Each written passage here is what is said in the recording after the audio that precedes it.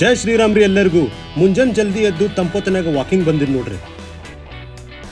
Walking ಮುಗಿಸಿ ಮನಿ ಮಾಡಿ ಮೇಲೆ ಮಸ್ತ್ ವರ್ಕೌಟ್ ಮಾಡಿದೆ.